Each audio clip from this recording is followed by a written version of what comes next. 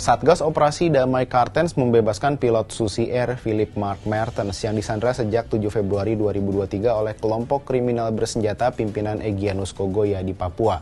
Kasatgas Operasi Damai Kartens, Brigjen Faisal Ramadhani menyebut timnya mengedepankan upaya soft approach kepada pihak-pihak terkait untuk membebaskan sandera. Flashback sedikit ke belakang, bagaimana sebenarnya penyanderaan ini bermula?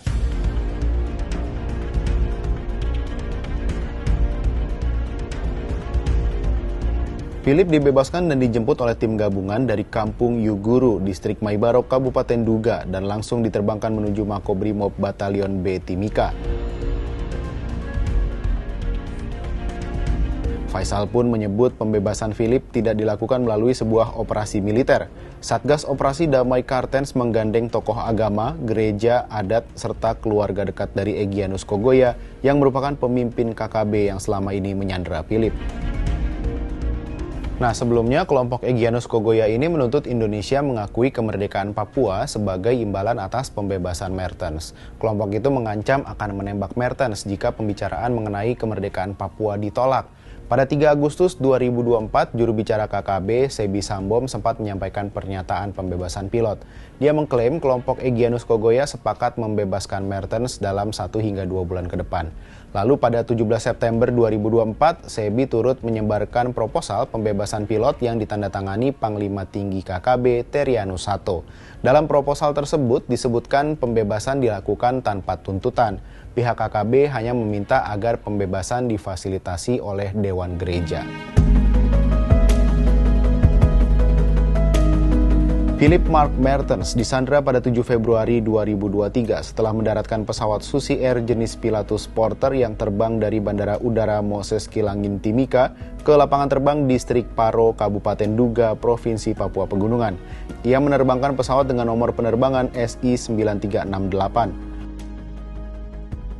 Awalnya pesawat itu hilang kontak pada pukul 07.40 waktu Indonesia Timur. Lalu pada pukul 9.12 waktu Indonesia Barat ada sinyal darurat. Maskapai Susi Air langsung menanggapi sinyal darurat itu. Namun pesawat itu ditemukan terbakar di lapangan terbang Distrik Paro.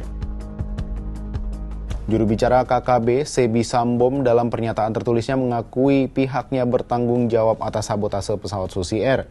Perusakan dilakukan setelah pesawat mendarat di lapangan terbang Paro Selasa 7 Februari 2023 pukul 06.17 waktu Indonesia Timur.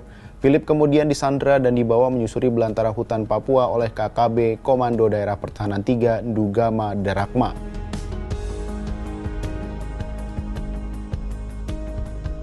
Juru bicara Markas Pusat KKB Sebi Sambom sempat mengklaim sejak awal KKB tak berniat menyandera pilot yang saat itu berusia 39 tahun. Ia mengatakan penyanderaan Philip dilakukan sebagai upaya untuk mendapatkan kemerdekaan Papua.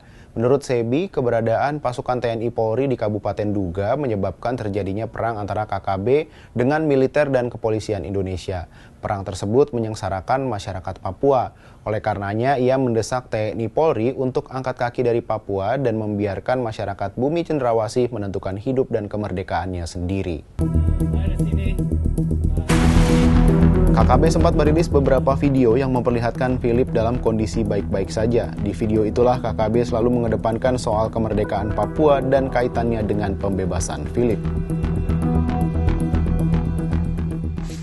Selamat pagi, hari ini tanggal 17 bulan September 2024. Saya baru boleh bertemu dengan Bapak Garu dan tim dia. Edison Guyangga. Ya, Bapak Edison Guyangga. Saya di sini masih sehat. Orang di sini ya jaga saya yang baik. Ya, terima kasih banyak.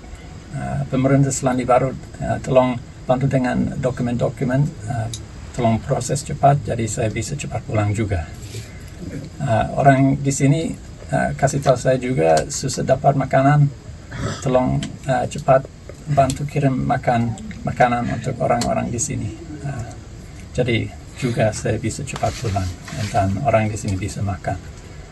Ya, terima kasih semuanya. Ya, saya harap juga ya sebentar lagi bisa ketemu keluarga saya lagi. Ya, terima kasih. Sementara terkait pembebasan ini, KKB butuh waktu sekitar 1-2 bulan untuk menyiapkan proposal pembebasan Philip.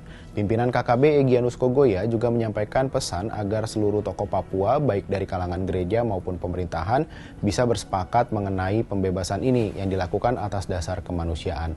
Aparat pemerintahan dan militer juga diminta untuk tidak membuat ancaman. Hingga akhirnya Sabtu 21 September 2024, Philip Mark Mertens berhasil dibebaskan setelah lebih kurang 1,5 tahun disandera. Sampai jumpa di Bahas Peristiwa berikutnya.